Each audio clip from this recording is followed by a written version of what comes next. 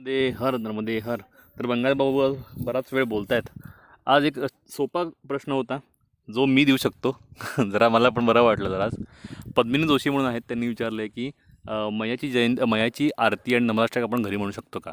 तर 100% म्हणू शकता. त्याबद्दल काही प्रॉब्लेम नाही आहे. मी सुद्धा घरी म्हणतो. त्यामुळं बाबू घर में हम कर सकते हैं ना मैया की आरती? ज़रूर, क्यों नहीं। हम भी तो पिछले 16 साल से यही करते हैं। और इस बार भी जब परिक्रमा अंत में घर लौट जाएंगे हाँ तो अमरकंटक में जो मैया के कुंड है हाँ उधर से मैं एक नया 1 लीटर का अगर हो सके तो वो प्लास्टिक का वो जेरिकन हाँ जग. हाँ वो खरीद लेंगे, उसी में कुंड का पानी लेकर जाएंगे। और बढ़िया. घर में ये जो अभी हम सुबह शाम आरती का ये करते हैं, ये प्रथा उस समय भी जारी रखेंगे। वाह बढ़िया. तो और एक क्वेश्चन है वो कि इष्ट भगवान का चुनाव कैसे करें? क्योंकि सभी जो देव हैं वो अपने ही लगते हैं. राम भी अपने, कृष्ण भी अपने हैं, सभी अपने हैं. तो इष्ट भगवान कैसे चुने? इष्ट भगवान कैसे चुने? बाबा गए होंगे, नर्मदे हर. नर्मदे हर माता जी। कल जाएंगे। संभाल के लेकिन जल्दबाजी में ऐसे ना हो कि गिर जाए और अपने पैरों के लिए 2 दिन रुक जाने। नहीं नहीं नहीं अब मैया किसी को गिराते नहीं है। नहीं गिराएंगे। बोलिए, इष्ट भगवान का चुनाव कैसे करें?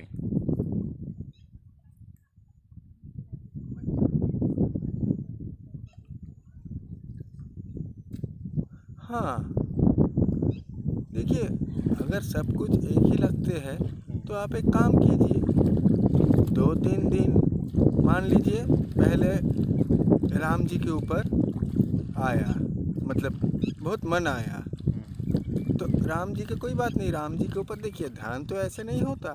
आप राम जी का भजन गाइए, राम जी का पूजा कीजिए, ठीक है। कुछ दिन किशन भगवान जी का आया तो 1 हफ्ते किशन भगवान जी का ही कीजिए। कुछ दिन शिव जी का आया तो 1 हफ्ते शिव जी का ही कीजिए, ठीक है। देखिए बैठ के लगता है कि मेरा मन तो सबको ही एक ही नज़र से देखता है, but that is not possible, never it can be possible.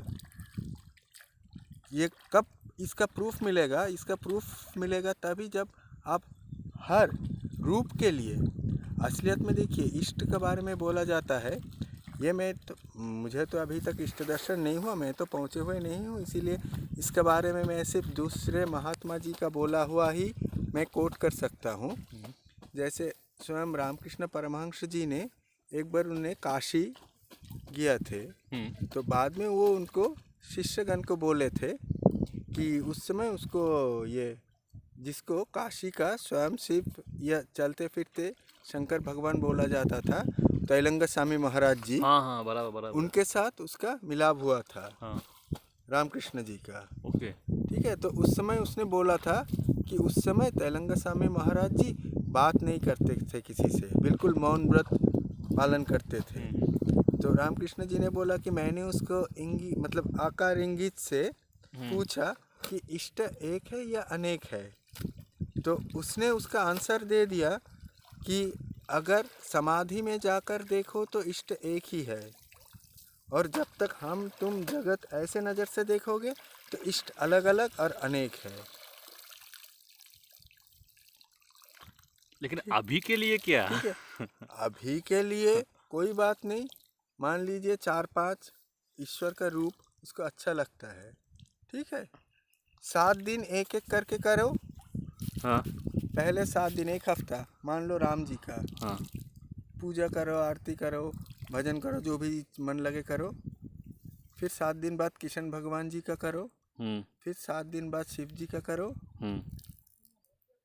करते करते वो खुद पता चल जाएगा कि जो उसके इष्ट है उसका करने में उसको थोड़ा अलग सा ही कुछ फीलिंग्स ज़रूर मिलेगा। जिस रूप उसका इष्ट है बराबर. उसका ज़रूर मिलेगा, ठीक है। और ऐसा हो सकता है, देखिए हम बहुत कम परसेंटेज, लेकिन फिर भी ये भी हो सकता है कि उसका सभी में एक ही जैसा आनंद मिल रहा है।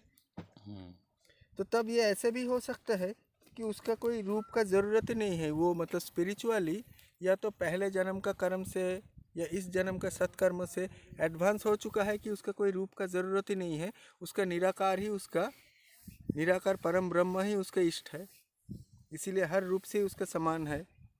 ऐसा भी हो सकता, बहुत कम होगा, मान लीजिए लाखों में एक होगा कि सारे रूप को ही उसका एक जैसे आनंद मिलते हैं। तो उस सिचुएशन में हम यही बोल सकते हैं कि मे बी पॉसिबली उसका इष्ट है, निराकार परम ब्रह्म ही उसका इष्ट है, इसीलिए उसका सारे रूप उसका एक जैसे ही है, एक जैसे ही फल देते हैं।